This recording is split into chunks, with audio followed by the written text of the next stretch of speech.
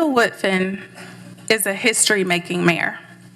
When he was sworn in as the 30th mayor of Birmingham in 2017, he made history as the youngest mayor in over a century. When he was recently elected to serve a third term, he made history with his landslide victory, garnering 75% of votes. When you're a son of Birmingham, making history is embedded in your DNA. Randall Woodfin is a history-making mayor because he was born and raised in a history-making city. He's a product of the magic that defines us, a city whose legacy of building would evolve from steel mills to startups, a city whose bold defiance and heart for justice built the blueprint for civil rights activism, a blueprint that feels even more relevant in light of current headlines. But Mayor Woodfin also understands that our future is defined by the present. So when our city faces challenges, he doesn't turn his head, he raises it. He recognizes the problems, he builds teams to develop solutions. He rewrites the narrative by doing the work. Because my husband, Edward Bowser, serves as the Deputy Communications Director for the Mayor's Office, I know Randall Woodfin not just as a politician, but as a person. I know how much he loves hip-hop and Marvel movies, and how much he enjoys doing those hilarious Christmas videos that y'all love to see on social media every December. But most importantly, I know how much he loves this city. Throughout his career, Mayor Woodfin has served in multiple roles within the city of Birmingham, but his dedication to his hometown developed long before his career in politics. It started when he was just 15 years old, working as a bagger at a local supermarket, where he learned the importance of putting people first, a concept he carried into Morehouse College, then to Cumberland School of Law, and finally into his public service career. Mayor Woodfin's love for his hometown is matched only by his love of family. His wife, Kendra, sons, Aubrey and Mason, and his daughters, Love and Joy, who have him very sleepy today. And I believe becoming a father has deepened his love for this city. Those family values are at the heart of his cradle-to-career strategy, which you will learn more about today. I'm proud to call Randall Woodfin a friend. I'm proud to see him grow as a father, and I'm so excited to see how his vision continues to move our city forward. There's more history to be made here in Birmingham, and Mayor Woodfin is here to tell us how a better Birmingham starts right here in this room. After we watch a short video detailing some of our city's biggest wins in 2025, I'm honored to welcome to the podium Mayor Randall L. Woodfin.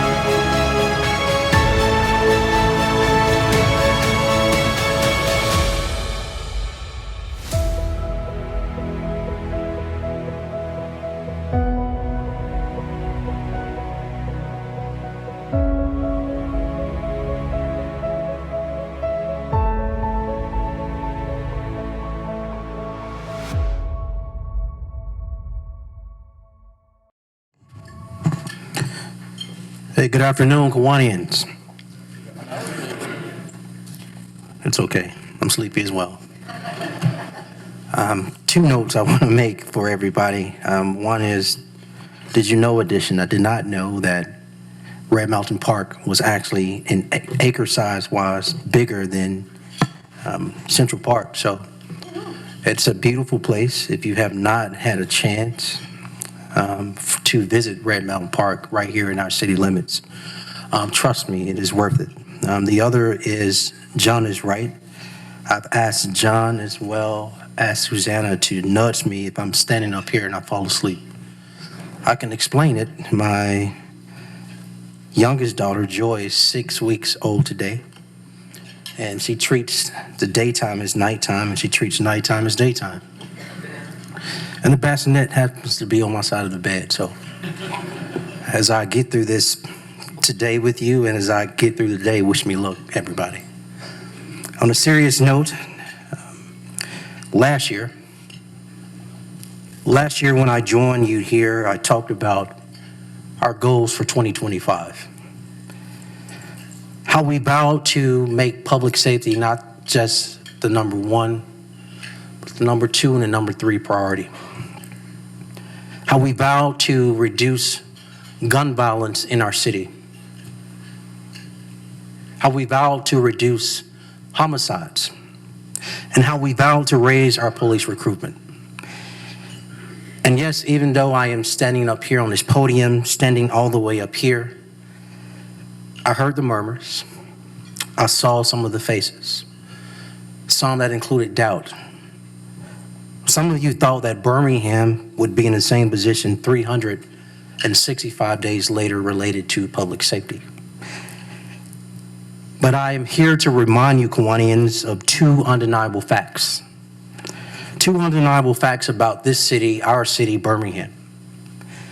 We make the possible, or we make the impossible. We make the impossible possible. And we do it when we are a city united. I want to step back and thank Javasia for that amazing introduction.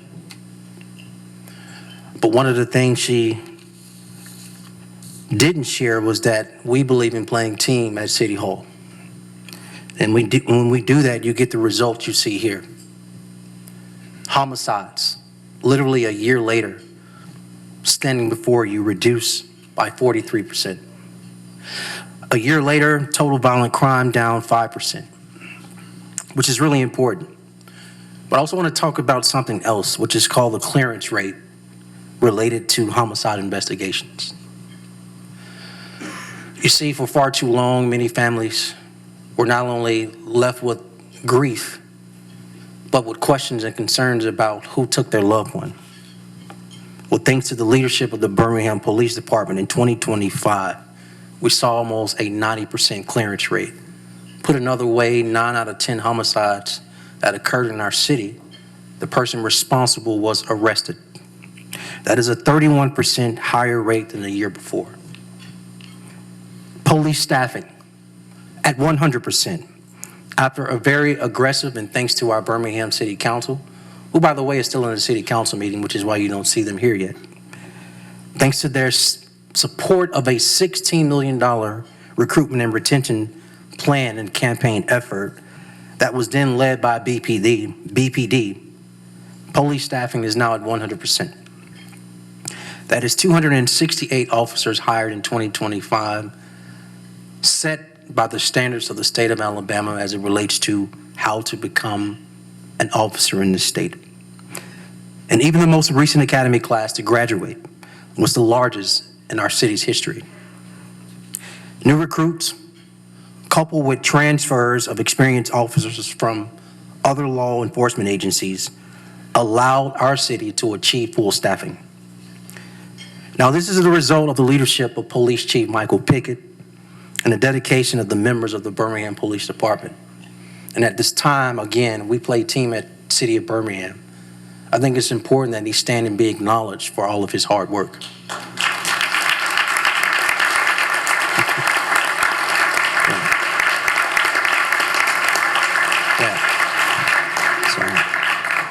And he'll fight me later because he didn't want to be acknowledged. He literally just wants to do the work. But it wasn't just Chief Pickett and the men and women of the Birmingham Police Department.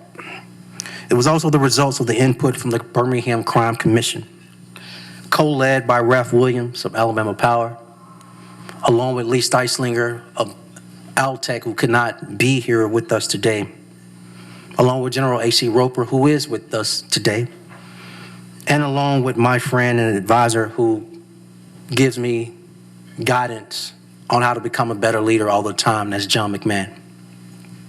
Along with Mr. Hicks, or Dr. Hicks that is, of the Health Department, and many others in this room and not in this room, who took time as civic leaders, as business leaders, as community leaders, for all of us to come together and say, what can we do as a collective in the community to address public safety and decrease violence in our city? I'm happy to say that as a result of the input from the Birmingham Crime Commission, which reported their research and recommendations literally a year ago this month, we have taken this report not only seriously, we can now say 75% of their 82 recommendations are active or in development and completed. That is a big deal, and they are also to be commended, so please stand and be acknowledged as well. Those whose names I call.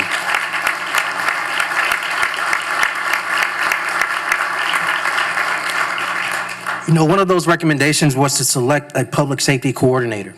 And the whole notion around that was to drive strategy, integration, and execution on behalf of the city of Birmingham, the mayor, the police department, and public partners. I'm happy to recognize Deputy Chief of Public Safety, Carlton Peoples, and you can stand as I say this, a 27-year law enforcement veteran, everybody, with his most recent stint as Special Agent in charge of FBI at Birmingham Division. I'm happy that we were able to get him in this position and steal him away for him to give of his time, commitment, and service to our city in his leadership capacity. Thank you, Deputy Chief Peoples.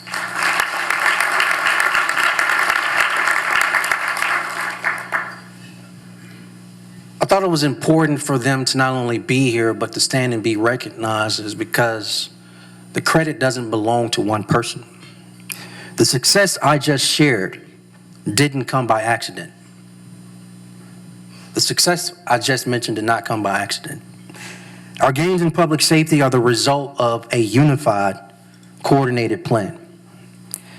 That is the same strategy. That is the same strategy we must take in stimulating our economy, job creation, and economic development. A unified front, a coordinated plan, one vision. How we hold ourselves accountable, metrics. You see, when our streets are safer, Kiwanians, our city is more enticing to business and our economy is stronger. But we gotta have an honest conversation. We've had real challenges with speaking as one and moving as one on all matters of economic development. This is everyone working economic growth in Birmingham right now. Take a look at this. Now, some of you, if you're like me, you need your glasses. This is a lot of organizations, and there's no knock to any of them. But do we have a unified front? Is there a coordinated plan? Is there one collective vision? Are we holding ourselves accountable? Are there shared metrics? These are real questions that I'm happy to tell you I've been in the trenches with various leaders in these spaces answering. We've had some wins, but we also have to be clear and honest. We want Birmingham Business Alliance and Prosper in the city of Birmingham and many of the other organizations you see here to speak with one voice, to have one plan, one vision, one shared metrics of how we move economic development and job creation forward in this city. And that's been the challenge. Were you all aware that our region has pulled together more than 50 plans over the years to address certain segments of the region or our economy? It's a lot of plans, everybody. Some that have sat on shelves and collected dust after all this money has been spent. But that's why I've been meeting with those groups and others to personally ensure economic development is a priority for all of us. So let me be clear in this moment, Kiwanians. When our backs were pushed against the wall and public safety was at its worst and homicides were at its worst in our city's history, there was a clear mandate to fix it. And not alone, but with a team approach and a unified approach. I will do everything I can as the leader of the city to do the exact same thing for economic development. This is a defining moment related to economic development and our economic identity, not only as a city, but as a region.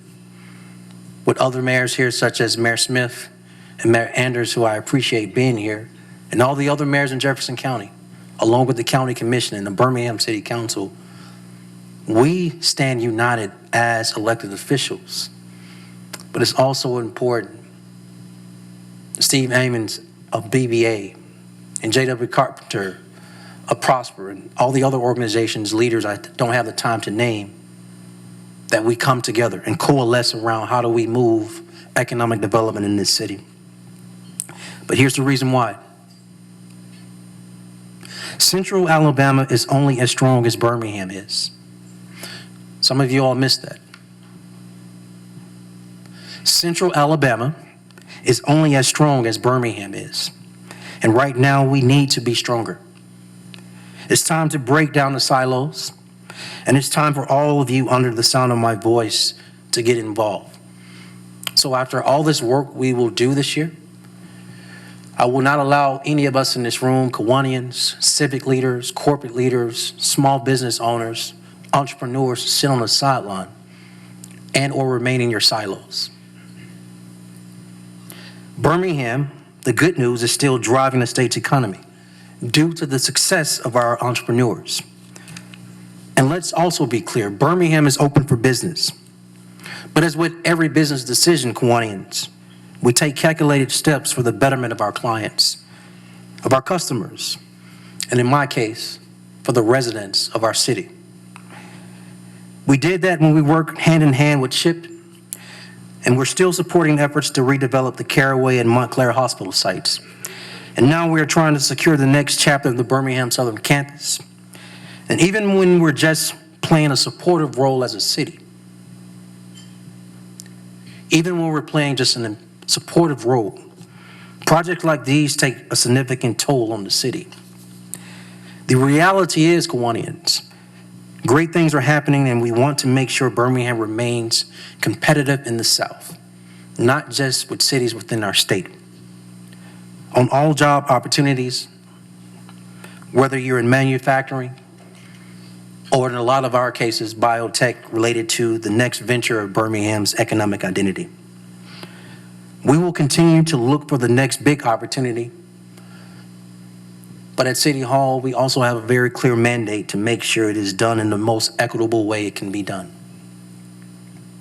Again, they've been acknowledged, but I want to acknowledge Birmingham Prosper, and I also want to acknowledge BBA for being in the trenches with the city of Birmingham the last 2 years hashing this out. And now in 2026, we put our foot all the way down on the gas pedal and get this right for the future of our economic identity and direction. But there's another note. There's another note. Because here's the crucial thing about economic development, Kiwanians. It sets the stage for Birmingham's future. That's why we fight so hard to protect that future, to nurture that future, but mainly to uplift that future. So at this time, I have to have this young man. You have to stand up the entire time I say all of this. Dr. Mark Sullivan of Birmingham City School System, everybody, the superintendent of our schools. Because as he stands, I want to remind you, Kiwanians, that not just as a candidate, but as an administration, we have this intentional tagline of putting people first, but we also have something else we talk about. 2 words: progress together. Progress together. This is what together looks like, and this is also what progress looks like. Birmingham City Schools, everyone, saw huge gains in 2025, and no, you can't sit down yet. They received their highest score on the state report card. Now look at what happened in 2022, 71. 3 years later, 77. So we talk about progress. This is a moment to recognize what progress looks like, but it's also a moment to plant a flag in the ground. And I can only use the words of the young man standing up, our superintendent, Dr. Mark Sullivan, when he says, and we will push him and support him and make sure he can reach that goal of when the next report card comes out, our school system would be at a B. That's important. That happened, this 71 to a 77 happened though, not just because of our superintendent. It happened because of principals and teachers and parents and students who showed up and did the hard work. But before he sits down, there were 15 Birmingham City schools in 2023 that had an F. That number has been reduced to 1 this year. And with the same mandate of going to a B, he has also publicly declared no schools will have an F next year, but that will also happen because of principals and teachers and students putting in the work. It is our responsibility, Kiwanians, to back him, to support him, to encourage him and uplift him and make sure he has the resources to be successful. Thank you for your hard work.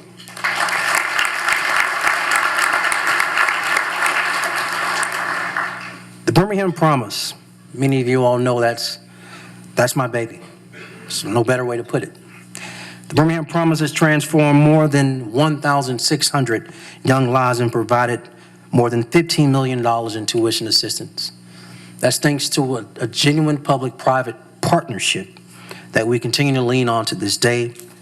And as I declared in my inauguration speech back in November, it's important that beyond me being the mayor, this program remains, and we have to be responsible for endowing this program. Small Magic, another program that is led by our good friend, Ruth Ann Moss. That is not her name. Ruth Ann. Small Magic is our early childhood education initiative. And to explain this program, I think it's important I slow down and tell you, this program allows us to put tools in the hands of parents and caregivers at the most critical stage of their children's brain development. It helps our youngest children maximize their school readiness. In fact, it is the largest implementation of early education technology in our entire country. The city supporting this program has invested $1.75 million with more than 5,500 children served. Small Magic's work has seen increased interactive talks with these kids by 70%, y'all. 70%. And has distributed more than 15,000 books and education toys to families. And so let me take the time to say this. In our third term, our children won't just be part of the agenda. They will be the one that drives every decision we make. Now let's break that down. Our focus at this point now totally shifts to cradle-to-career. I want to acknowledge, while they are here, friends from the Harlem Children's Zone who are here with us, Christian Rhodes and Chris Soto. We've been partnering with them for a few years now as they take a look up under our hood of how we address, invest in, and pour into our students from a holistic approach we call cradle-to-career. Another way I can back this out is that, Kiwani, some of you all may remember, I stood before you a few years back, it may be 3-4 years now, and I talked about the mother or grandmother on the porch. And as she stood on her porch and she looked out, she looked to her right, there was an abandoned home. And she looked to her left, there was an empty lot. And in front of her, her sidewalk was buckling, and when she pulled out of her driveway, the streets had potholes in them. And by the way, when she stood on that porch, she wasn't standing alone. She had a child or a grandchild, as I stated. But whether they were driving from point A to B, or in our case, too long of a distance to get to a grocery store because she didn't live in proximity of healthy food, or walking her child or grandchild down to the neighborhood park where there wasn't adequate playground equipment. But because it was getting dark, it was time to come home early because the street light didn't work. And the unfortunate part, when they did get home, time to time when she got ready to put her child or grandchild to bed, they had to drop to the ground because they heard gunshots. As you see what I just described, as you pictured it, I want to share what we've done in the last 8 years to address that. That same mother or grandmother now stands on her porch with her child or grandchild. And she looks to her right. We've removed not only that blighted structure here, but we've spent millions of your public tax dollars removing that blight. We spent a significant amount of your tax dollars not only engaging that empty lot, but others, as well as partnering with private developers to go vertical with more single-family homes on that empty lot. With the necessary investments in our public infrastructure, making sure that sidewalk is not only walkable, but bikeable for that child or that grandchild. And when she does pull out of her driveway, as you saw earlier, not just last year, $15 million in street paving, but $114 million, which is more than my 3 predecessors combined that we've spent in street paving since I've been mayor, to make sure you don't hurt your tires or blow out a tire. But also continuing to support and work with the park board to make sure there's adequate playground equipment in our parks, as well as partnering with Alabama Power to have more LED lights throughout our neighborhoods, and taking thousands of guns off the streets, everyone, as well as all the news you heard earlier, making sure we can decrease crime, not only to make our city safer, but equally important, if not more importantly, to make people feel safe.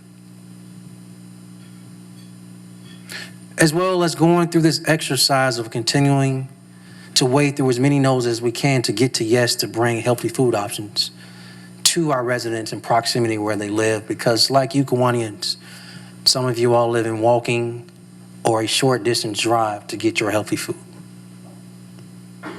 And through all of that I've described that we work with to improve quality of life, we focus so much on that mother and grandmother. And so what Cradle-to-Career now does is put us in the optimal position to make significant investments and be extremely intentional and hold ourselves accountable with a very detailed plan to invest in that child and that grandchild. Not just K through 12, which is from 8 a.m. to 3 p.m., August through May. But when that child is born, what do we do? What opportunities we give from birth to 5 before they ever enter school, so they can enter school at minimum of grade level. That is our responsibility. What do we do to enhance and support the continued progress the superintendent has made, that every child is at grade level and all children graduate from high school, and that there are opportunities for their social and emotional learning as well beyond academic achievement, to put them on the best path for college and career or military or becoming an entrepreneur. The investments in conflict resolution and financial literacy and mental health to support our next and youngest generation. If you've been following and paying attention to what I've said to you Kiwanians today, is that in this order of public safety, economic development, neither works if you don't make the necessary investments in the next generation. So again, with our partners, the Birmingham City School System, which clearly you can see I'm in lockstep and arm in arm with our superintendent, along with his teachers and his principals and all the other stakeholders, parents, etc. With our external partners from Birmingham Promise, to Breakthrough Birmingham, to HICA, to Small Magic, and so many others I didn't name. We have a job to do, and we will do it. And whether you are a Kiwanian, whether you are Regions Bank, Alabama Power, any other corporate organization or corporate leader or small business or entrepreneur, you will walk alongside of us. You don't have a choice because you care about Birmingham. You love Birmingham, you are invested in Birmingham, and you want the best for Birmingham. And the best for Birmingham does not work without the necessary investments of cradle-to-career to make sure we get the investments for the next generation right. So I thank you in advance for your support. I thank you in advance for your commitment. Thank you in advance for your financial investments, because this will be the most important public-private partnership this city has ever set its sight on. And when we do that and yield the results we need for our children and the next generation, every single thing you want to see, Kiwanians, in economic development, in job creation, in growth, in population, in quality of life, in public safety, will all work. So I thank you for your attention today. And I actually got time for questions. Who's first? Thank you.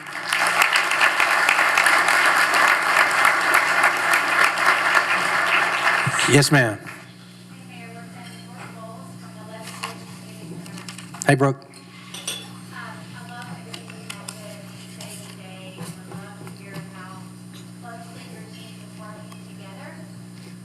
My question is, in this climate of hate and division that we're all experiencing, whether it's anti-Semitism or the brutality of an ICE agent, do you have a vision for bringing people together, uniting people across such division?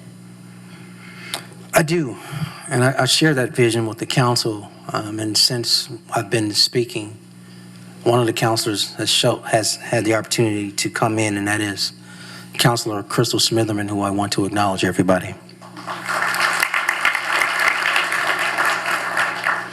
I think part of the reason why I'm also acknowledging her is because I want to acknowledge and show love and appreciation to the council for the Human Rights Commission that we now have created. And I think within that work,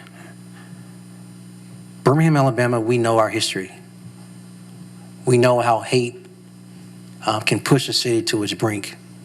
And in that brink, loss of life, innocence of children, and how in that type of moment, a city has to reckon with who it wants to be and how it shows up in its identity.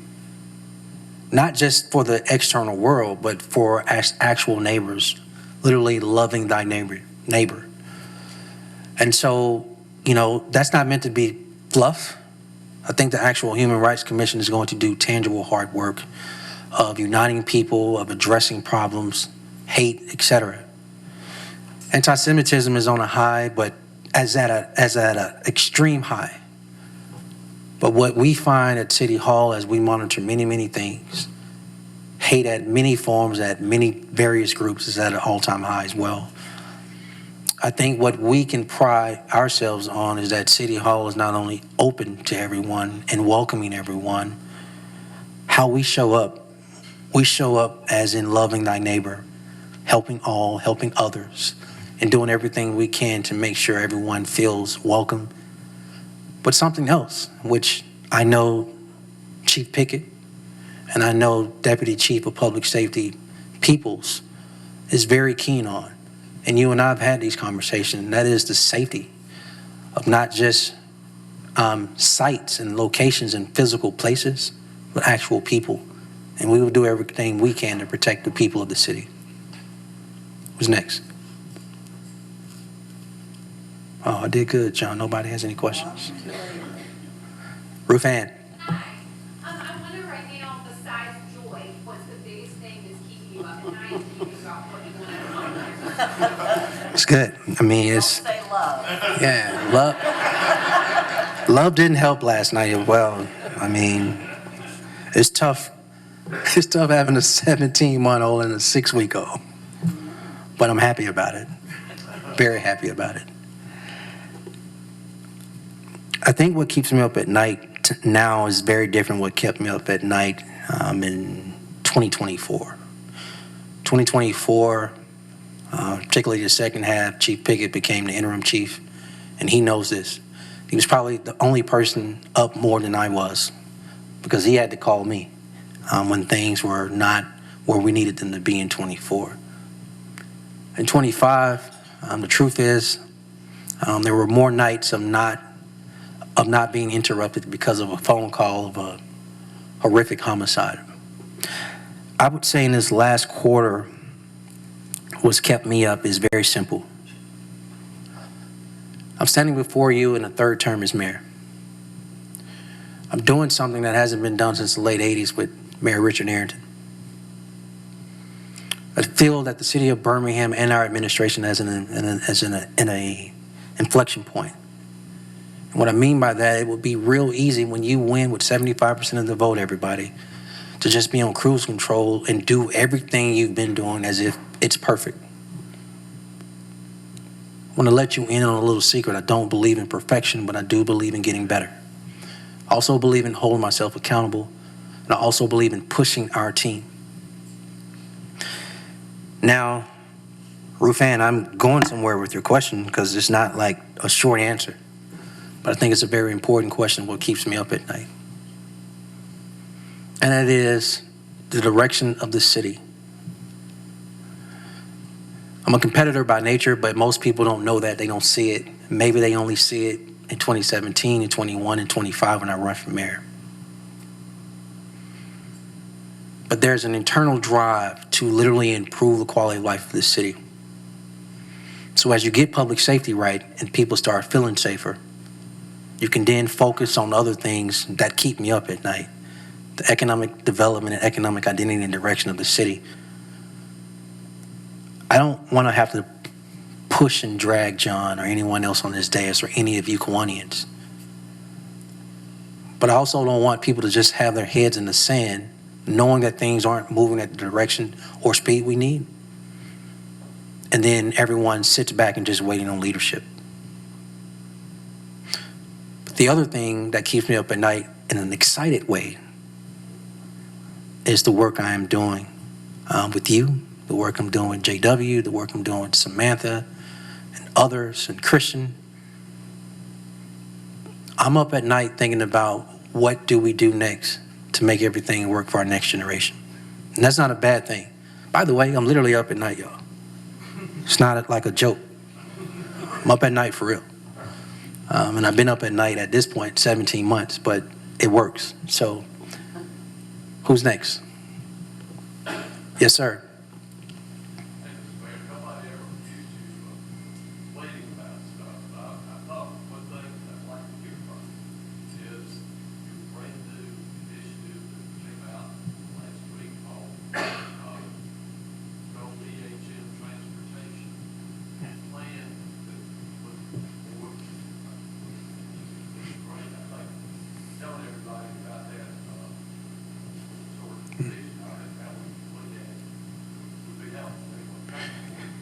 Absolutely. Thank you. So, in 2018, less than a year in office, I think one of the most important things we did was acknowledge that we created a complete street ordinance. I didn't do that in isolation. Led by Dr. Darrell O'Quinn, who represents District 5 on the Birmingham City Council, and his colleagues, a complete streets ordinance was passed. And that it was a more holistic approach of literally how we go about our city's grid and infrastructure. Fascinated by, I think you said up to 1953, we had a streetcar. That's the second thing on the did you know. I did not know, I knew we had a streetcar. I didn't know it was the second largest behind San Francisco. So, they don't know either, but they're not going to tell you. On a serious note, as I've looked at our grid over the last 8 years, and you all have felt it or seen it yourselves, you've seen us in a lot of our thoroughfares go from these wide streets, i.e. 20th Street as an example, to more narrow on purpose. And what happened after 1953, and definitely with the acceleration of our interstate system nationwide, I mean, you can see the transition, right? We became very car dependent, which in isolation at the time is not a problem, except we believe at City Hall you need multiple forms of mobility: walking, biking, public transportation, and cars. And when you do that, then you start to do these things such as street diets, where a street can become a mobility for everyone, not just those who actually have cars to feel safe, but for everyone else to use them. And so as we've done that work of 8 years, we now find ourselves like doubling down on that. And in how should we include high-speed rail? Does that help with economic development? Does that improve quality of life? Does that make your physical aspects of your life healthier in some of those other modes, such as walking and biking? We believe the answer is yes. And so we're weaving in a little bit of everything around mobility and transportation to improve quality of life. That's the short answer. What's next? Yes, sir. Time for one more.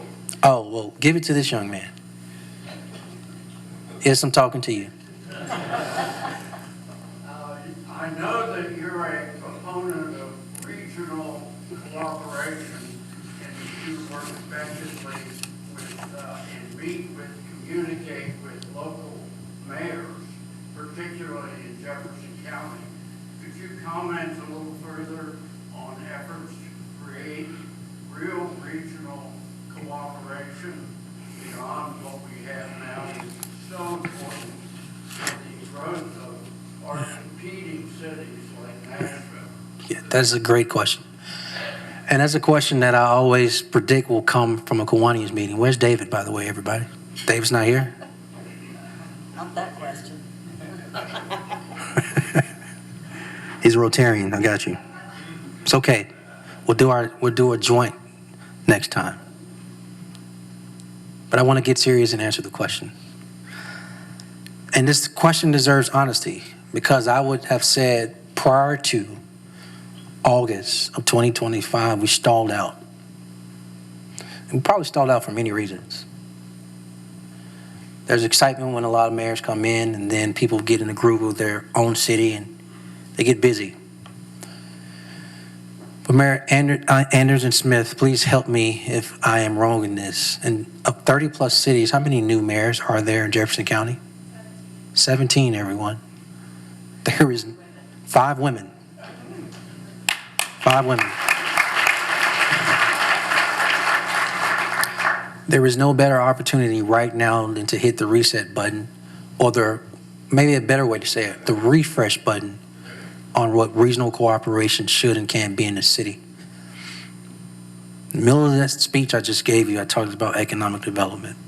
And I am telling you in this room, do not care if you live in Homewood, Mountain Brook, Vestavia, Leeds, Irondale, Bessemer, Brighton, and all the other cities I do not have time to name, or Birmingham. If we do not work together, we will not grow.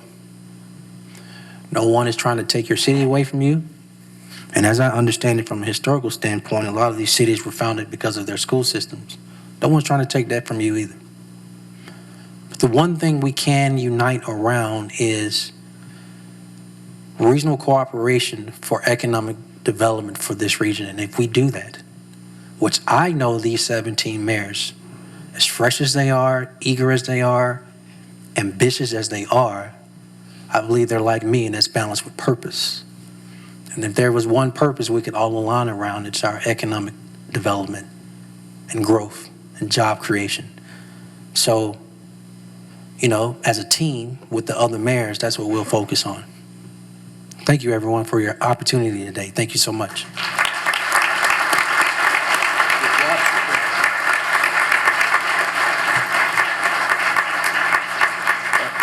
Mr. Mayor, thank you for being with us. Thank you for leading the Magic City with dedication, with vision, with dignity. We look forward to this third term.